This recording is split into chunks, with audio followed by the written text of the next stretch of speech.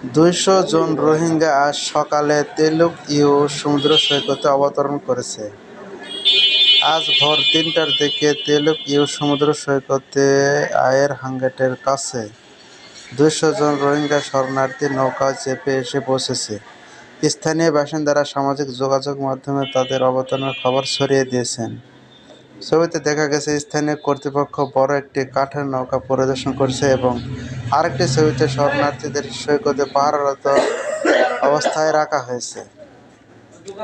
Malaysian crime prevention ফাউন্ডেশনের লাংকাবি শাখার chairman Datuk chain লিয়াওয়েং স্থানীয় বাসিন্দার কাছ থেকে তথ্য পাওয়ার বিষয়টি নিশ্চিত করেছেন। এদিকে মালয়েশিয়ান মেরিটাইম এনফোর্সমেন্ট এজেন্সি শিগগিরই এ বিষয়ে আনুষ্ঠানিক বিবৃতি দেবে।